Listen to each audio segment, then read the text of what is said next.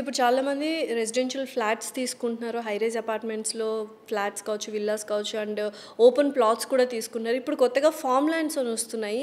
But చాలామందికి questions and confusions ఉన్నాయి. Form lands ఇవి తీసుకోవచ్చా? లేకపోతే ఎందుకంటే శ్రీగంధం చెట్లు అంటారు. ఇంకోటి ఏదో అంటున్నారు. చాలామంది సేఫ్ కాదు, మోసపోతారు ఫార్మ్ ల్యాండ్స్ తీసుకుంటే అంటున్నారు.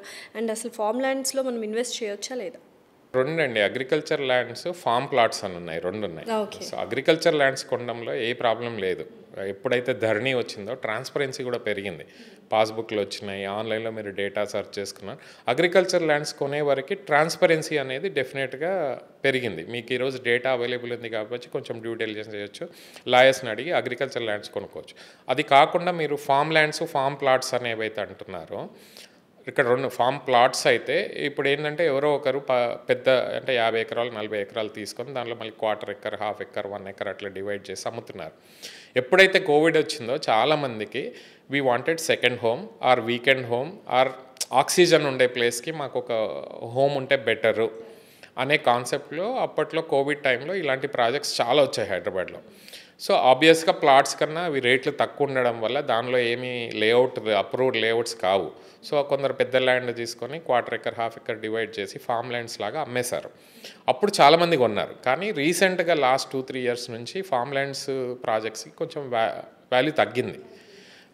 కొందరు ఏంటంటే రీజన్స్ ఏంటి? Like what are the reasons తగ్గడానికి? రీజన్స్లో అందులో గవర్నమెంట్ ఒక క్లారిటీ ఇవ్వలేదు.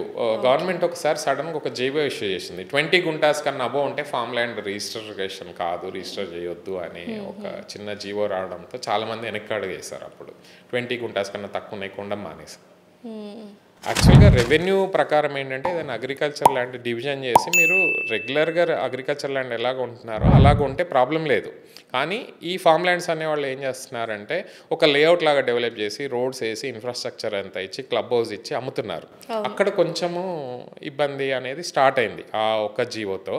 కాకపోతే ఎవరు ఆపలేదు. రిజిస్ట్రేషన్స్ అయితే 5 గుంటలైనా 10 గుంటలైనా మీరు రిజిస్ట్రేషన్ ఆఫీస్ వెళ్తే రిజిస్ట్రేషన్ ఏమీ ఆపట్లేదు. As long as you follow those registration formalities. ధరణిలో మీరు డేటా అంతా చేసి ఎక్కడ ఆపట్లేదు. కానీ as a layout agriculture land మళ్ళీ స్క్వేర్ యార్డ్స్ లాగా చూపించి కొనడం మాత్రము కరెక్ట్ కాదు. గుంటల్లాగా కొన్నారు, కొనుక్కోవచ్చు. కానీ మీరు ఒకటి ఆలోచించాలంటే ఒకవేళ ఫామ్ ల్యాండ్ మీకు రెసిడెన్షియల్ పర్పస్లో రేపు వాడుకోవాలంటే దానికి మీరు అఫీషియల్గా హెచ్ఎండిఏ లోపల ఉంటే నాలకర్పణ చేసి హెచ్ఎండిఏతో పర్మిషన్ తెచ్చుకోవాలి. ఆర్ మీరు బియాండ్ హెచ్ఎండిఏ లిమిట్స్లో ఉంటే మీరు డిటీసీపీ పర్మిషన్ తెచ్చుకొని నాలా కన్వర్ట్ చేసుకొని లోకల్ పంచాయతీ పర్మిషన్ తెచ్చుకొని అక్కడ ఇల్లు కొనుక్కోవచ్చు. జనరల్గా ఈ ఫామ్ ల్యాండ్స్ అనేవి ఏంటంటే మీకు వీకెండ్ హోమ్గా మీకు ఒక ఫామ్ హౌస్ ఉండాలి, లేదా నాకు చిన్న ల్యాండ్ ఉంటే నేను అందులో కూరగాయలు పండించుకోవచ్చు అనే కాన్సెప్ట్తో చాలామంది వాటిని కొన్నారు. అప్పుడు కానీ కొన్న వాళ్ళకి ఏం పెద్ద అప్రిషియేషన్ రాలేదు. ల్యాండ్ వాల్యూ ఎంత ఉందో అంతే ఉంది. ఎందుకంటే వాళ్ళు అక్కడున్న ఒరిజినల్ ల్యాండ్ కన్నా డబుల్ ద కాస్ట్ పెట్టి కొనుక్కున్నారు. ఫామ్ ల్యాండ్ అని చెప్పేసి దాన్ని డబుల్ ప్రైస్లో అమ్మారు. సో దానికి ఇప్పుడు ఏంటంటే కొన్న వాళ్ళకి పెద్ద అప్రిషియేషన్ లేదు. But as long as you use it as a farming purpose, weekend home ఏదో చిన్న హోమ్ కట్టుకొని నేను అక్కడ వీకెండ్ వెళ్ళి ఎంజాయ్ చేస్తాను అనే దానికి ఫార్మ్ ల్యాండ్స్ ఈరోజు కూడా ఐడియలే. లాంగ్ టర్మ్లో వాల్యూ ఆ ఏరియాలో అగ్రికల్చర్ ల్యాండ్ వాల్యూ పెరిగినప్పుడు దీని వాల్యూ కూడా ఈక్వల్గా పెరుగుతుంది. కాబట్టి మీరు చూసుకొని కొనుక్కోండి. ఈవెన్ ఏదైనా ఫామ్ ల్యాండ్ కొనేటప్పుడు డ్యూ డెలిజెన్స్ అదంతా చూసుకొని గుంటల్లో రిజిస్టర్ చేసుకుంటే ఈరోజు కూడా రిజిస్ట్రేషన్ ఆఫీస్లో ఆపట్లేదు ఎక్కడ. సో యూజువల్గా రియల్ ఎస్టేట్ అంటేనే చాలామంది క్రోర్స్లో ఇన్వెస్ట్ చేస్తుంటారు. అలా క్రోర్స్లో ఇన్వెస్ట్ చేసే వాళ్ళు 30-40% ఉంటారు. మిగతా వాళ్ళందరూ ల్యాక్స్లో ఇన్వెస్ట్ చేస్తుంటారు. ఫర్ ఎగ్జాంపుల్ ఒక 10 lakhs ఉందనుకోండి నా దగ్గర, నేను ఎక్కడ ఇన్వెస్ట్ చేస్తే బెటర్? 10 lakhs ఎట్లా అంటే ఇప్పుడు 3 ఉంటాయండి. హెచ్ఎండిఏ పర్మిట్లు ఉంటాయి, హెచ్ఎండిఏ ప్లాట్స్ ఉంటాయి, డిటీసీపీ ప్లాట్స్ ఉంటాయి. ఈ 2 ఈ కాకుండా అగ్రికల్చర్ ల్యాండ్స్ ఉంటాయి. ఈ 3 కొనుక్కోవచ్చు. కానీ హెచ్ఎండిఏ లిమిట్స్లో నాకు తెలిసి 10 లక్షల్లో ఎక్కడ నాకు తెలిసి ప్లాట్ ఉండకపోవచ్చు. ఉంటే మాత్రం కొనుక్కోండి. రీసేల్స్లో కానీ ఎక్కడైనా పాత హెచ్ఎండిఏ లేఅవుట్లో ఎక్కడైనా రీసేల్లో మీకు 200-150 అట్లా చేసిన ప్లాట్స్లో మీకు దొరికితే రీసేల్లో బార్గెన్ చేసి కొనుక్కోవచ్చు. డిటీసీపీ ప్లాట్లు కూడా మీరు ఇంతకుముందు చెప్పినట్టు రోడ్ యాక్సెస్ బాగుండి అక్కడ సిటీ గ్రో అవ్వచ్చు, ఫ్యూచర్లో అక్కడ రెసిడెన్సెస్ గ్రో అవ్వచ్చు, ఆర్ కమర్షియల్గా గ్రో అవ్వచ్చు, లేదు గవర్నమెంట్ అక్కడ ఏదైనా ఇనిషియేటివ్ తీసుకొస్తుంది అంటే ఇండస్ట్రీ రావచ్చు అట్లా అన్నప్పుడు కొనుక్కోవచ్చు. లేదు అంటే బెస్ట్ ఇన్వెస్ట్మెంట్ ఆప్షన్ ఈజ్ మీరు హైదరాబాద్కి చుట్టుపక్కల 50 కిలోమీటర్స్ దూరంలో ఆర్ 60 కిలోమీటర్స్ దూరంలో హాఫ్ ఎక్కరో క్వార్టర్ ఎక్కరో దొరికితే అగ్రికల్చర్ ల్యాండ్ అయినా కొనుక్కోవచ్చు. ఎందుకంటే మీరు లాస్ట్ 20 ఇయర్స్ నుంచి చూస్తే అగ్రికల్చర్ ల్యాండ్స్ హైదరాబాద్ చుట్టుపక్కల 100 కిలోమీటర్ దూరంలో అప్రిషియేట్ అయింది కానీ ఎప్పుడు డిప్రిషియేట్ కాలేదు. ఇప్పుడు కూడా ప్రైసెస్ తగ్గలేదు, సేల్స్ జరగట్లేదు, ఎక్కువ సేల్స్ జరగట్లేదు, కానీ ప్రైసెస్ మాత్రం ఎక్కడ తగ్గలేదు. సో ఇప్పుడు చాలా వరకు రియల్ ఎస్టేట్ తగ్గింది అంటున్నారు కదా, మళ్ళీ ముందులాగా రియల్ ఎస్టేట్ మళ్ళీ భూమిలోకి ఎప్పుడు వస్తుంది? రియల్ ఎస్టేట్ పుంజుకోవడం అనేది ఇంకొక సంవత్సరం పట్టొచ్చండి. ఎందుకంటే వరల్డ్ మార్కెట్స్ కొంచెం స్లోగా ఉన్నాయి, స్టాక్ మార్కెట్స్ కొంచెం స్లోగా ఉన్నాయి. యూఎస్లో కూడా గవర్నమెంట్ చేంజ్ అయింది. ఆబ్వియస్గా యూఎస్లో ఏ ఇష్యూ జరిగినా ఇండియా మీద దాని ఇండైరెక్ట్ ఎఫెక్ట్ ఉంటుంది, ఎందుకంటే we depend too much on US. So US stock markets, world stock markets కొంచెం స్లోగా ఉన్నాయి కాబట్టి ఇంకా కొంచెం టైం పట్టవచ్చు, ఇంకొక 1 year దాకా ఉంటుంది. కాకపోతే ఇప్పుడు మీరు ఇన్వెస్ట్ చేస్తే మాత్రం స్మార్ట్ ఇన్వెస్ట్మెంట్ చేసుకోవాలి, జాగ్రత్తగా మీరు డ్యూ డిలిజెన్స్ చేసుకొని కంపారిజన్ చేసుకొని ప్రాపర్గా బార్గెన్ కూడా చేసుకునే ఛాన్స్ ఉంది. మీరు మార్కెట్ అప్ ఉన్నప్పుడు మీరు బార్గెన్ చేయలేరు, అడు ఎంత చెప్తే అంతకెళ్ళి కొనుక్కోవాలి. కానీ ఈ టైంలో ఏంటంటే మీరు వెళ్ళి బార్గెన్ చేసి మల్టిపుల్ ఆప్షన్స్ చూసుకొని మీకు ఏది తక్కువలో వస్తుంది, ఎక్కడ కొంటే రిటర్న్ ఆన్ ఇన్వెస్ట్మెంట్ ఎక్కువ వస్తుంది అనేది చూసుకొని జాగ్రత్తగా డ్యూ డిలిజెన్స్ చేసి లాయర్ని కన్సల్ట్ చేసి ఆర్ కన్సల్టెంట్లని యూజ్ చేసుకొని మీరు కొంటే డెఫినెట్గా you will make good money. కొన్న తర్వాత కూడా మీరు ప్రొటెక్షన్ ఇంపార్టెంట్. మీరు కొన్న తర్వాత దాన్ని అది అలా వదిలేయద్దు, దానికి చిన్న ఫెన్సింగ్ వేసుకోనో దాన్ని అప్పుడప్పుడు రెగ్యులర్గా విజిట్ చేసుకోనో లోకల్గా ఏమైనా ఇబ్బందులు వస్తున్నాయా లేదా అనేది చూసుకుంటే దాన్ని మానిటర్ చేసుకుంటే మంచిది.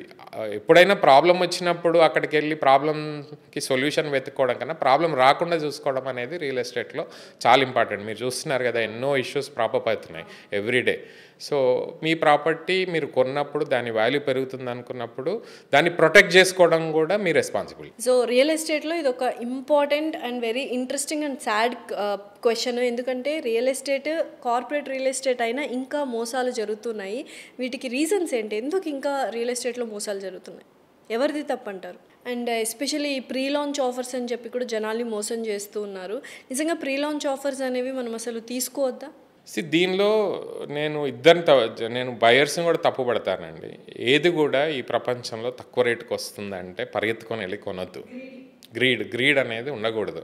సో ఎవరో ఒకరు నేను ఇట్లా ఈ ప్లేస్లో అపార్ట్మెంట్ కడుతున్నాను, మీరు ప్రీ లాంచ్లో నాకు ఒక 50 లక్షలు ఇవ్వండి, మేము అంటే ₹1,00,00,000 ఉండే దగ్గర 50 లక్షలు ఇవ్వండి, మేము ఫ్లాట్ ఇస్తాము అని అన్నారనుకోండి, మీరు డ్యూ డెలిజెన్స్ చేయకుండా వెళ్ళేసి గుడ్డిగా నమ్మి ఆయనకి 50 లక్షలు చేతిలో పెట్టకూడదు. అసలు వాళ్ళ ల్యాండ్ కొన్నారా, వాళ్ళకి అగ్రిమెంట్స్ ఉన్నాయా, వాళ్ళ ప్రాజెక్ట్ చేస్తున్నారా, పర్మిషన్ చేస్తున్నారు, ప్లానింగ్ చేస్తున్నారు, వాళ్ళ ఆర్కిటెక్ట్తో మాట్లాడారా, వెండర్స్తో మాట్లాడారా, ఇవన్నీ వెరిఫై చేసుకోవాలి.